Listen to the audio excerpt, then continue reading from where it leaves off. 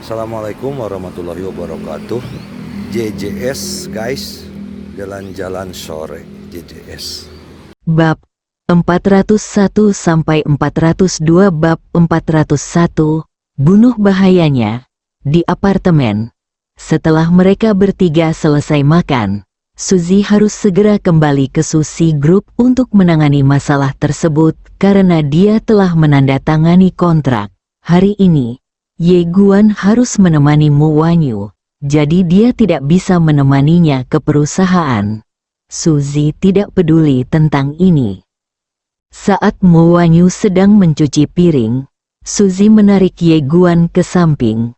Dia menatap Ye Guan dan berbisik, "Apakah kamu tahu mengapa Wanyu ingin membawamu ke pesta kelulusan?"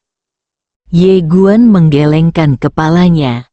Suzy tersenyum dan berkata, "Jadilah tameng." Ye Guan sedikit penasaran. "Perisai," Suzy mengangguk. "Wanyu punya banyak pelamar di sekolah. Kali ini setelah lulus, banyak pria yang pasti akan mengungkapkan perasaannya. Karena jika tidak mengaku, mereka tidak akan punya kesempatan. Jadi, jika kamu pergi bersamanya kali ini, kamu pasti akan menderita." Ye Guan berpikir sejenak dan kemudian berkata, "Apakah saya akan menjadi sasaran?" Suzy tersenyum dan berkata, "Pasti, biar ku beritahu. Seseorang pasti akan menanyakan apa yang kamu lakukan dan di mana kamu menghasilkan kekayaan. Yang lebih parahnya, mereka pasti akan mengincarmu secara langsung dan menentangmu di mana-mana." Begitulah rutinitasnya tertulis. Ye Guan menggelengkan kepalanya dan tersenyum. Seharusnya tidak realistis. Suzy tersenyum tipis. Kenyataan lebih realistis daripada buku. Saat ini, beberapa reuni kelas pada dasarnya telah berubah menjadi adegan kepura-puraan pribadi. Semua orang melihat orang lain menyiapkan makanan. Jika kamu pandai, kamu akan baik-baik saja. Jika Anda menyanjung saya, Anda tidak akan melakukannya dengan baik. Paling tidak, Anda akan diabaikan. Dan paling buruk, Anda akan dijadikan pamer. Ye Guan mengangguk. "Oke." Suzy mengeluarkan sebuah kartu dan menyerahkannya kepada Ye Guan. "Simpanlah kartu ini bersamamu. Jangan menolak. Kalau kamu membutuhkannya." Kata sandinya adalah hari ulang tahunku. Ye Guan sedikit penasaran. "Kapan ulang tahunmu?" Suzy berkedip. Lusa." Ye Guan sedikit mengangguk. "Oke." Suzy melirik Ye Guan, tersenyum tipis, dan berbisik, "Meskipun galaksi kita memiliki kebiasaan memberikan hadiah pada hari ulang tahun, aku tidak terlalu khusus. Kamu tidak perlu memberikannya." Sungguh. Ekspresi Ye Guan membeku. "Merindukan." Saat ini, suara sekretaris Xiao Sui datang dari luar pintu. "Semua direktur sedang menunggumu." Suzy memandang Ye Guan. "Aku pergi." Setelah mengatakan itu, dia berbalik dan pergi. Setelah Suzy pergi, Mu Wanyu datang. Dia menatap Ye Guan. "Apa yang Suzy katakan padamu?" Ye Guan tersenyum dan berkata, "Ulang tahunnya lusa." Mu Wanyu tersenyum dan berkata, "Ya." Saat dia mengatakan ini, dia berkedip, "Suzy punya banyak pelamar." Ye Guan menggelengkan kepalanya dan tersenyum. "Saya datang ke Bima Sakti untuk mewarisi bisnis keluarga." Mu Wanyu tersenyum dan berkata, "Saya tahu, Anda ingin mewarisi galaksi." Ye Guan Dao, betapa pintarnya. Mu Wanyu terkekeh, lalu berkata, "Tunggu aku akan ganti baju." Ye Guan mengangguk. "Oke." Mu Wanyu berbalik dan kembali ke kamarnya. Ye Guan berjalan ke jendela samping, membuka telapak tangannya, dan sebuah sumpit muncul di telapak tangannya. Setelah menyerap 2 batu roh tingkat rendah, energi dalam yang tersimpan di tubuhnya dapat mengaktifkan setidaknya 3 gas pedang. Namun, dia masih belum bisa menggunakan pohon asli dan pohon keramat alami di tubuhnya. Kekuatan penyegelan misterius itu selalu ada. Adapun kekuatannya saat ini, sulit untuk dia perkirakan. Karena sejauh ini, dia belum bertemu dengan pembangkit tenaga listrik top manapun. Tentu saja itu tidak masalah baginya. Di tempat ini, semakin kuat Anda, semakin sulit Anda ditekan. Oleh karena itu, tidak akan pernah ada orang kuat yang lebih dari 10 level lebih tinggi darinya. Mungkinkah itu segel yang dibuat oleh bibi dan ayahku? Sebuah ide tiba-tiba muncul di benak Ye Guan. Alasan mengapa dia berpikir demikian adalah karena saat ini, satu-satunya orang yang dapat menekan Ye Guan di galaksi adalah Bibi Sukun, ayahnya, dewa sejati, dan ahli pena Dao. Kecil kemungkinannya pemilik Dao Bi akan ditindas karena pemilik Dao Bi juga akan ditindas. Benar Tuhan, itu bukan tidak mungkin, tapi dia pikir itu mungkin ayahnya. Alasan? Tak ada alasan, itu hanya intuisi. Tepat saat Ye Guan sedang berpikir liar, pintu Mu Wanyu terbuka. Ye Guan berbalik dan menatap Mu Wanyu. Saat dia melihat Mu Wanyu, matanya tiba-tiba berbinar. Saat ini, Mu Wanyu mengenakan gaun lavender yang tidak terbuka, hanya memperlihatkan tulang selangka dan lengannya yang seputih salju. Gaun itu berakhir di lututnya, dan sepasang kaki gioknya terbuka ke udara seputih batu giok, yang sangat indah. Berbeda dengan Suzy yang dingin dan seksi, kecantikan Mu Wanyu dicirikan oleh alisnya yang halus dan ketenangan, dengan sedikit rasa malu dan kelembutan pada martabatnya. Melihat tatapan Ye Guan, Mu Wanyu tiba-tiba tersipu dan bertanya dengan lembut, "Apakah terlihat bagus?" Saat dia berbicara, dia tidak bisa menahan diri untuk tidak mengepalkan tangannya, merasa sedikit gugup. Ye Guan tersenyum dan berkata, "Saya telah membaca ribuan jilid, tetapi saat ini, saya memutar otak, tetapi saya tidak dapat menemukan kata-kata untuk menggambarkan kecantikan Anda. Ketika saya memikirkannya dengan hati-hati, ternyata itu bukan bahwa aku lebih sedikit membaca, tetapi tidak ada kata-kata yang dapat menggambarkan dirimu cantik." Mu Wanyu terkejut sesaat, lalu wajahnya memerah. Dia memutar matanya ke arah Ye Guan. "Itu tidak berlebihan seperti yang kamu katakan." Tapi hatinya sangat bahagia, dan alisnya dipenuhi senyuman. Ye Guan tiba-tiba tersenyum pahit. "Aku sudah selesai hari ini." Mu Wanyu bingung. "Kenapa?" Ye Guan berkata dengan serius. "Kamu sangat cantik. Mengapa aku tidak dijadikan sasaran mati oleh pelamarmu?" Mu Wanyu tersenyum lembut. "Kalau begitu, apakah kamu takut?" Ye Guan tersenyum dan berkata, "Kecuali ayah dan kakekku, aku tidak pernah takut, oh, Dot dan bibiku." Mu Wanyu berkedip. "Apakah mereka galak?" Ye Guan menggelengkan kepalanya. "Itu tidak benar. Alasan utamanya adalah aku tidak bisa mengalahkan mereka." Mu Wanyu tersenyum dan berkata, "Apakah mereka semua kuat?" Ye Guan mengangguk. "Luar biasa." Mu Wanyu bertanya lagi, "Siapa yang lebih kuat bertarung denganmu?" Ye Guan ragu-ragu sejenak. Dia ingin mengatakan keputusan 50-50 tanpa malu-malu. Tapi kemudian dia memikirkannya. Ayahnya dan bibinya di Sukun berada di Bima Sakti. Jadi dia berubah pikiran dan berkata, "Di keluarga kami, ayahnya baik dan putranya berbakti. Kami tidak pernah berkelahi atau membunuh. Sangat harmonis. Mu Wanyu tersenyum dan ingin menanyakan hal lain. Ye Guan tersenyum dan berkata, ayo pergi ke pesta kelulusanmu. Mu Wanyu mengangguk.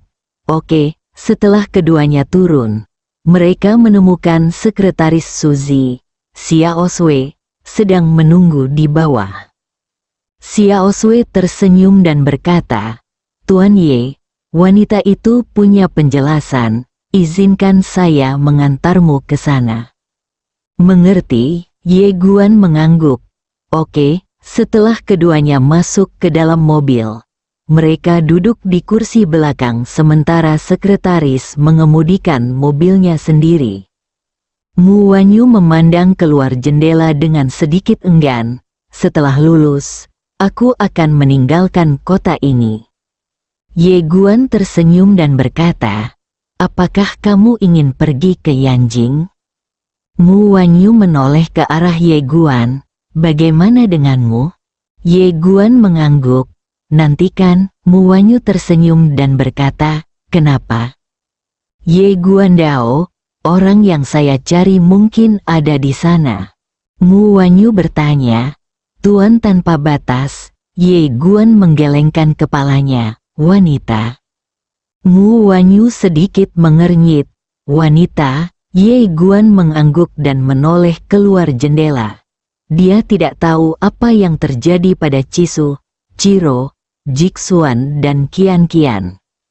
Dia tidak mengkhawatirkan masalah keamanan. Bagaimanapun, ini adalah wilayahnya sendiri. Mu Wanyu tiba-tiba berkata dengan lembut, terkadang ketika kamu berbicara, kebenaran terlihat seperti kebohongan, dan kebohongan terlihat seperti kebenaran. Saya tidak bisa membedakannya. Ye Guan tersenyum. Lalu berkata, waktu saya berada di sini adalah saat paling stabil yang pernah saya jalani. Sebelumnya, ketika saya berada di luar, saya akan melawan atau membunuh. Itu melelahkan. Akhirnya saya tidak melakukannya, harus membakar tubuhku lagi. Dan membakar jiwa. Mu Wanyu tiba-tiba meraih tangan Ye Guan. Merasa sangat bersalah. Jika dia tidak menabraknya, dia tidak akan mengalami halusinasi di kepalanya. Mu Wanyu berkata dengan lembut, saya tidak ingin memikirkan hal-hal itu di masa lalu. Jika Anda suka di sini, maka jalani hidup yang baik. Orang-orang harus menantikannya.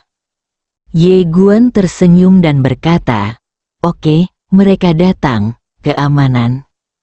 Tampaknya sedang memikirkan sesuatu. Ye Guan tiba-tiba berkata, apakah ada orang yang menjual senjata di sini, misalnya pedang? Mu Wanyu tersenyum dan berkata, pasti ada.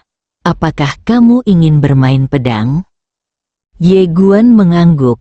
Meski sumpit juga bisa digunakan, dia tetap menginginkan pedang. Sebagai pendekar pedang, dia tetap memegang pedang agar mudah digunakan. Mu Wanyu berkata, saat pesta selesai, aku akan mengantarmu ke sana. Ye Guan tersenyum dan berkata, oke. Tidak lama kemudian, keduanya datang ke Qianan Chollege. Sebagai perguruan tinggi terbaik di kota Baiyun, Qianan Chollege membina banyak talenta setiap tahunnya. Setelah talenta-talenta ini keluar, mereka telah menorehkan prestasi besar di semua lapisan masyarakat. Oleh karena itu, pengaruh Universitas Qianan di kota Baiyun sangat besar. Yang paling penting adalah di seluruh Qianzhou, hanya siswa dari Qianan Chollege yang dapat diterima di Yanjing Galaksi Chollege setiap tahun. Galaksi Chollege adalah impian utama banyak siswa di seluruh Tiongkok. Setelah turun dari bus, Mu Wanyu mengantar Ye Guan ke sekolah. Biasanya, Ye Guan tidak akan bisa masuk, tapi dia lulus hari ini, jadi dia bisa membawa keluarganya ke sekolah. Begitu keduanya memasuki sekolah, mereka menarik banyak perhatian. Mata pria pada dasarnya tertuju pada Mu Wanyu, sedangkan mata wanita pada dasarnya tertuju pada Ye Guan. Dari segi penampilan, Ye Guan cukup mumpuni, merasakan tatapan para wanita di sekitarnya. Mu Wanyu tiba-tiba meraih tangan Ye Guan. Ye Guan sedikit terkejut. Wajah Mu Wanyu menjadi sedikit merah. Sudah menjadi aturan galaksi bahwa mereka yang berpartisipasi dalam upacara wisuda harus berpegangan tangan. "Kamu Guan."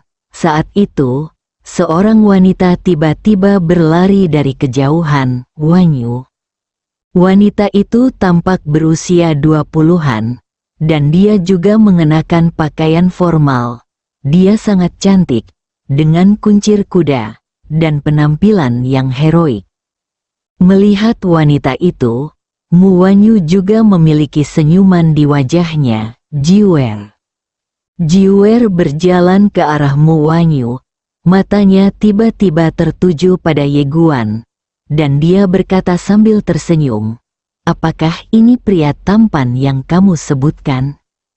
Mu Wanyu melirik Ye Guan dan tersenyum, "Ya, tampan, kan?" Jiwer memandang Ye Guan dan tersenyum. "Tampan, sangat tampan." Ye Guan tersenyum tipis. "Halo, Nona Jiwer." Jiwer tersenyum dan berkata, "Halo." Saat dia mengatakan itu, dia melihat ke arah Mu Wanyu dan berkata, ketika mereka melihatnya, banyak orang akan berhenti secara otomatis. Mu Wanyu melirik Ye Guan lagi dan sedikit tersipu. Jiwer tersenyum dan berkata, "Ayo pergi dan berfoto." Mereka bertiga berjalan menuju rerumputan di kejauhan. Saat ini, banyak orang berkumpul di rerumputan, laki-laki dan perempuan, dan mereka tertawa-tawa. Mu Wanyu memandang Ye Guan dan berkata, "Tunggu sebentar. Aku akan mengambil foto. Setelah mengambil foto, kita akan pergi makan malam." Ye Guan tersenyum dan berkata, "Oke." Mu Wanyu mengangguk sedikit, lalu berjalan tidak jauh. Di antara kerumunan orang, Mu Wanyu berjalan ke tengah. Mu Wanyu jelas sangat bahagia hari ini, dengan senyuman terus-menerus di wajahnya. Dia mengobrol dengan gembira dengan Jiwer di sampingnya. Dia sesekali melirik ke arah Ye Guan, tapi ketika Ye Guan datang, dia segera membuang muka. Rona merah muncul di wajahnya. Tak lama kemudian, foto itu diambil. Mu Wanyu berjalan langsung ke arah Ye Guan. Dia tersenyum tipis dan berkata, "Ayo makan." Ye Guan mengangguk. Tetapi pada saat ini, seorang pria tiba-tiba berjalan ke arah Mu Wanyu sambil memegang buket bunga. Dia menatap Mu Wanyu dengan ekspresi penuh kasih sayang di wajahnya. "Wanyu, aku suka." Mu Wanyu langsung meraih tangan Ye Guan. "Subin, aku punya pacar." Di sekeliling, mata yang tak terhitung jumlahnya tertuju ke sisi ini. Pria bernama Subin menggelengkan kepalanya sedikit. "Wanyu, dia sama sekali bukan pacarmu. Dia hanya tameng untukmu, kan?" Mu Wanyu tiba-tiba berbalik dan mencium pipi Ye Guan dengan lembut. Setelah ciuman itu, wajahnya langsung memerah, dan ekspresi malu-malunya membuat semua wanita yang hadir melampaui dirinya. Wow! Terjadi keributan di lapangan. Ye Guan juga tercengang. Dia tidak menyangka Mu Wanyu akan tiba-tiba menciumnya. Apakah dia dimanfaatkan? Wajah Subin sangat jelek. Dia ingin mengatakan sesuatu yang lain. Tapi Ye Guan tiba-tiba meraih Mu Wanyu dan berkata sambil tersenyum, "Ayo pergi." Mu Wanyu sedikit mengangguk. "Oke." Ye Guan membawa Mu Wanyu dan berjalan pergi. Tetapi ketika dia pergi, sebuah sumpit jatuh diam-diam di atas rumput.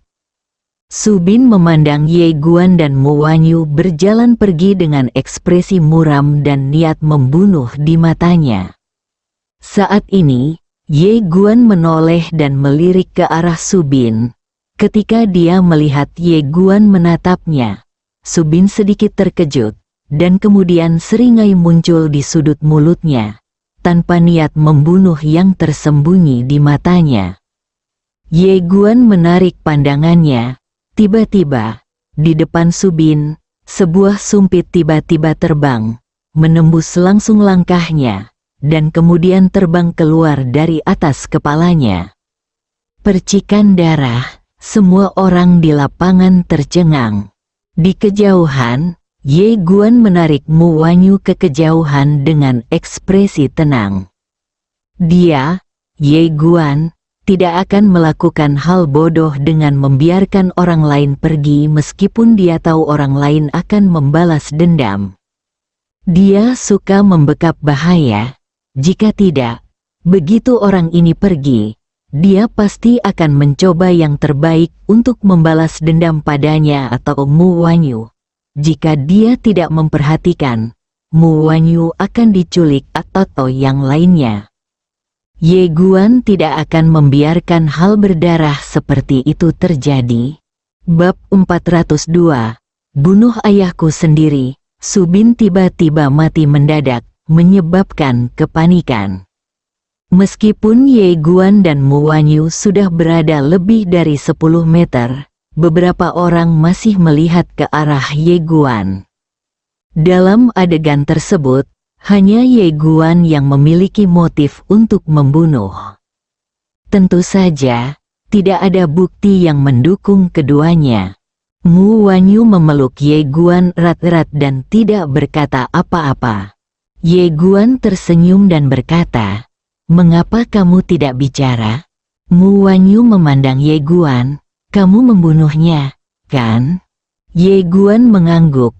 Meskipun dia sudah menebaknya, Mu Wanyu tidak bisa menahan gemetar ketika dia mendengar Ye Guan mengakuinya secara pribadi. Dia benar-benar membunuhnya. Mu Wanyu memandang Ye Guan. "Kenapa?" Ye Guan berkata dengan tenang, "Hentikan kehilangan waktu." Mu Wanyu berkata dengan gemetar, "Karena dia menyukaiku, jadi kamu membunuhnya." Ye Guan memandang Mu Wanyu dan tidak berkata apa-apa. Suara Mu Wanyu tidak bisa berhenti gemetar. Tapi aku sudah menolaknya. Kamu, bagaimana kamu bisa membunuh orang yang tidak bersalah tanpa pandang bulu? Ye Guan berpikir sejenak, lalu menghela nafas dengan suara rendah. Dia melepaskan tangan Mu Wanyu dan berkata, "Nonamu, terima kasih telah menjagaku selama ini. Aku berharap semuanya baik-baik saja." Setelah mengatakan itu, dia berbalik dan pergi. Dia tidak menjelaskan, karena dia tidak bisa menjelaskannya. Jika Mu Wanyu menanyakan alasannya, tentu dia akan menjelaskannya dengan hati-hati. Namun alih-alih bertanya, Mu Wanyu langsung menuduhnya. Dalam hal ini, penjelasan apapun tidak ada artinya. Melihat Ye Guan pergi, Mu Wanyu segera diam di tempatnya. Pada saat ini, dia merasa seperti kehilangan sesuatu. Tidak ingin berlama-lama, Ye Guan masuk ke mobil sekretaris setelah meninggalkan kampus. Dia tidak menyalahkan Wanyu, karena keduanya sama sekali tidak berasal dari dunia yang sama, dan wajar jika mereka memiliki pemikiran yang berbeda dalam menghadapi sesuatu. Dunia tempat dia tinggal tidak mengizinkan dia untuk berbelas kasihan kepada musuh-musuhnya. Saat Mu Wanyu kehabisan, Ye Guan Ren telah menghilang.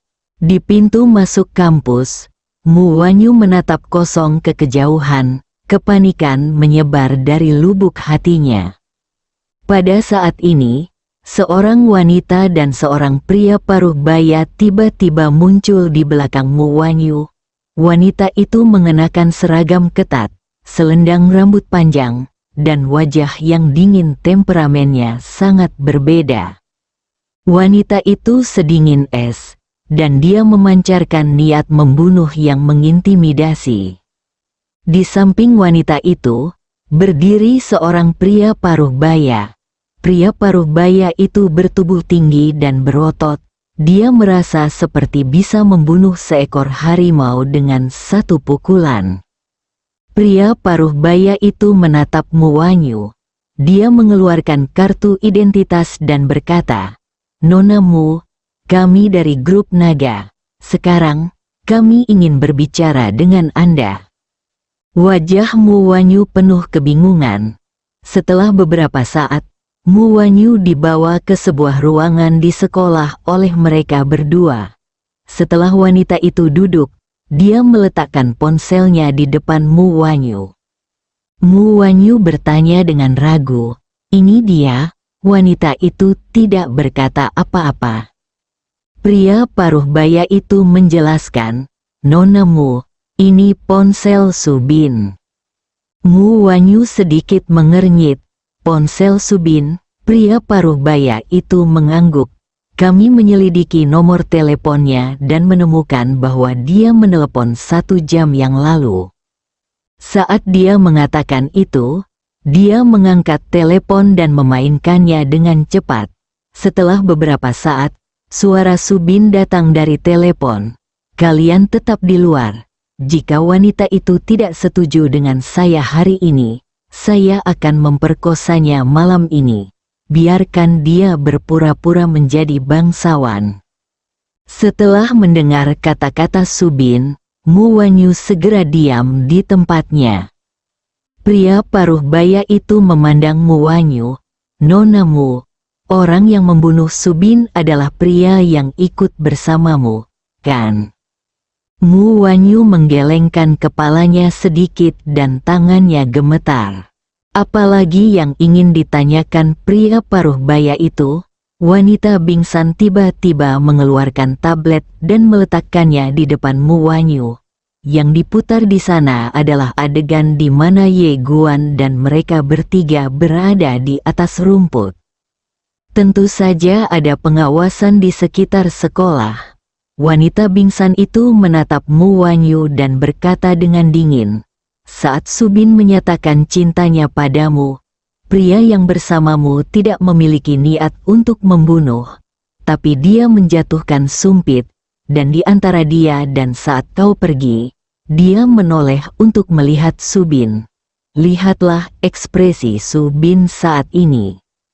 Mu Wanyu memandang Subin, dan wanita bingsan itu berkata, "Subin memprovokasi dia, dan ada niat membunuh di matanya." Saat dia mengatakan itu, dia meletakkan tabletnya dan berdiri. "Nona Mu, saya dapat melihat bahwa Anda tidak mengetahui identitas dan kekuatan aslinya.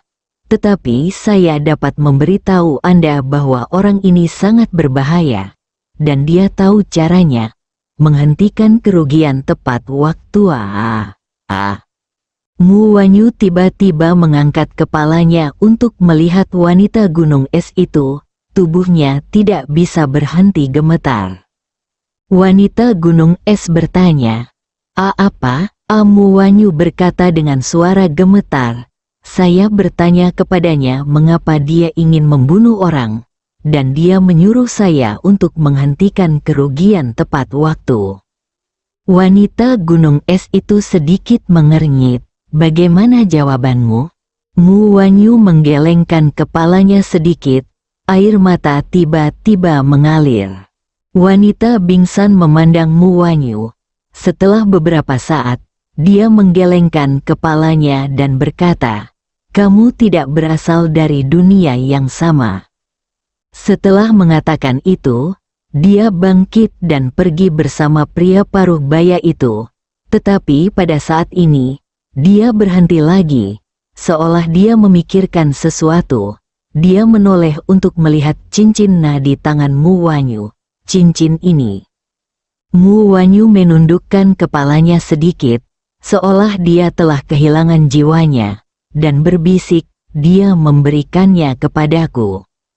Wanita bingsan itu menatap ke arah Mu Wanyu. Ini adalah cincin momen yang legendaris. Ini sangat berharga. Sembunyikan dan jangan memakainya di tanganmu. Jika tidak maka akan menimbulkan masalah bagimu. Setelah mengatakan itu, dia pergi bersama pria paruh baya itu. Di dalam kamar, Mu Wanyu melihat cincin di jarinya. Air mata mengalir dari wajahnya seperti bendungan yang jebol. Setelah wanita dan pria paruh baya meninggalkan akademi, pria paruh baya itu memandang wanita itu dan berkata, "Muki, apakah kamu menangkap saya?" Wanita bernama Xiao Xiao menggelengkan kepalanya sedikit. Pria ini berbahaya. Identitasnya tidak diketahui. Dia ditangkap dengan gegabah dan sangat berbahaya. Saya akan pergi menemuinya. Pria paruh baya itu berkata dengan suara yang dalam, "Bahaya." Xiao Xiao berkata dengan tenang. Terlihat bahwa dia bukanlah orang yang membunuh tanpa pandang bulu. Jika Subin tidak mengungkapkan niat membunuhnya, dia pasti tidak akan mati. Saya akan pergi menemuinya. Setelah mengatakan itu, dia berbalik dan seluruh tubuhnya berubah menjadi bayangan dan menghilang tidak jauh. Di dalam mobil, sekretaris itu melirik Ye Guan di kaca spion. Lalu berkata, "Tuan Ye, bisakah kita kembali ke komunitas Zijun?" Ye Guan menggelengkan kepalanya. "Tidak," sekretaris itu bertanya, "apa?" Ye Guan berpikir sejenak lalu berkata, "Pergi ke Yanjing." "Yanjing?" Sekretaris itu tertegun sejenak. Tanpa sadar dia menginjak pedal gas dan hampir menabraknya dari belakang. Dia dengan cepat memperlambat mobilnya dan berkata, "Tuan Ye, kami tidak dapat melakukan perjalanan ini ke Yanjing." Ye Guan bingung. "Kenapa?" Sekretaris berkata, "Karena minyak tidak cukup." Ye Guan sedikit bingung. "Minyaknya tidak cukup. Minyak apa?" Sekretaris itu diam. Tuan Ye di hadapannya biasanya terlihat biasa saja. Namun terkadang akan ada masalah. Tentu saja dia tidak terlalu terkejut, karena dia sudah mengetahui bahwa Tuan Ye di depannya telah ditabrak mobil. Berdasarkan penjelasan sekretaris, Ye Guan segera memahami apa itu minyak. Itu seperti energi spiritual. Manusia membutuhkan energi spiritual dan mobil membutuhkan minyak. Sekretaris itu menambahkan, "Tuan Ye, perjalanan ke Yanjing dari sini jauh. Anda hanya bisa naik pesawat. Apalagi Anda tidak memiliki tanda pengenal. Oleh karena itu, meskipun Anda ingin pergi, kami hanya bisa menunggu." Ye Guan mengangguk. Oke. Meskipun dia sedikit enggan, dia tidak melakukan apa-apa. Lagi pula, dia tidak bisa terbang dengan pedang sekarang.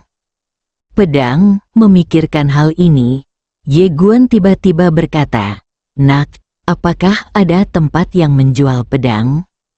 Sekretaris itu melirik Ye Guan di kaca spion, lalu berkata, "Tuan Ye, ingin membeli pedang?" Ye Guan mengangguk. Sekretaris itu berkata, "Tunggu sebentar." Saat dia mengatakan itu, dia mengeluarkan ponselnya dan mencarinya. Setelah beberapa saat, dia berkata, "Ditemukan." Ye Guan tersenyum dan berkata, "Terima kasih." Sekretaris itu tersenyum dan berkata, "Sama-sama." Tidak lama kemudian, sekretaris membawa Ye Guan ke sebuah villa. Ye Guan mendongak dan memandang ke villa itu. Villa itu bernama Villa Wanjian, dan ada 2 pedang raksasa berdiri di depan pintu. Villa Wanjian, Sekretaris sedang menunggu di luar. Ye Guan berjalan menuju villa. Begitu dia masuk, seorang lelaki tua keluar. Meskipun lelaki tua itu berusia 70 tahun dan memiliki janggut dan rambut putih, dia sangat energi Guan dan berkata, "Yang mulia, Ye Guan Dao, beli pedang." Orang tua itu menatap Ye Guan membeli pedang. Ye Guan mengangguk. Orang tua itu menggelengkan kepalanya. Pedang di sini tidak untuk dijual." Ye Guan tercengang. Orang tua itu tersenyum dan berkata, "Pedang di sini semuanya dari koleksi pribadiku dan tidak untuk dijual." Ye Guan mengangguk sedikit. "Saya mengerti." Setelah mengatakan itu, dia berbalik dan pergi. Saat ini, lelaki tua itu tiba-tiba berkata, "Tunggu." Ye Guan menoleh untuk melihat lelaki tua itu, dan lelaki tua itu bertanya, "Apakah kamu tahu cara menggunakan pedang?" Ye Guan menggelengkan kepalanya, "Saya tidak mengerti, tapi saya bisa menggunakannya." Orang tua itu tiba-tiba menjadi tertarik. Bisakah kamu menggunakannya?" Ye Guan mengangguk. Orang tua itu tersenyum dan berkata, menandatangani dengan isyarat. Ye Guan menatap lelaki tua itu. "Oke." Pria tua itu hendak mengambil pedang ketika seorang wanita tiba-tiba masuk ke halaman dalam. Wanita itu mengenakan gaun putih dan ditutupi kerudung. Ye Guan sedikit terkejut saat melihat wanita tersebut, karena pakaian wanita tersebut sangat mirip dengan Guan Xuan Universe. Sambil memegang dua pedang di tangan wanita itu berjalan perlahan ke arah lelaki tua itu. Pria tua itu mengambil satu pedang, dan wanita itu berjalan ke arah Ye Guan sambil memegang pedang lainnya. Dia menatap Ye Guan dan mencium bibir merahnya. "Tolong, Ye Guan tersenyum tipis. "Terima kasih." Saat dia berbicara, dia mengulurkan tangan dan mengambil pedang di tangan wanita itu. Dan saat dia memegang pedang itu, matanya perlahan tertutup. "Pedang? Setelah sekian lama, aku memegang pedang itu lagi." Pada saat ini, Ye Guan tiba-tiba merasa marah di dalam hatinya. Kemarahan negara yang ditindas di wilayah Anda sendiri. Sayang sekali, apakah Anda harus menanggungnya? Tidak. Ye Guan tiba-tiba mengangkat kepalanya. Dengan penuh kebanggaan. "Tidak peduli siapa kamu. Aku akan menebasmu hari ini." Setelah suara itu jatuh, dia meraung, dan pedang di tangannya terangkat ke langit dengan maksud pedang yang menakutkan. Seolah-olah itu akan menghancurkan dunia. Di suatu tempat di tepi danau, seorang pria berkemeja putih tiba-tiba berhenti. Dia mendongak dan tiba-tiba merasakan semangat juang yang kuat muncul di matanya berhenti. Wajah pria itu langsung menjadi gelap. "Bunuh ayahmu sendiri, pengkhianatan yang luar biasa." Setelah mengatakan itu, dia memberi perintah. Di sampingnya, seorang wanita dengan rok polos tiba-tiba tersenyum dan berkata, "Saya akan membantu Anda." Setelah mengatakan itu, dia pun memberikan instruksi. Di langit di atas Wanjian Villa, dua kekuatan misterius tiba-tiba runtuh. Ledakan, niat pedang Ye Guan langsung dihancurkan. Dan kemudian, Ye Guanru dipukul dengan keras dan merangkak ke tanah tanpa bergerak. "Sial, sebenarnya dua orang." Ini adalah kata-kata terakhir yang Ye Guan ucapkan saat dia tidak sadarkan diri. Bersambung.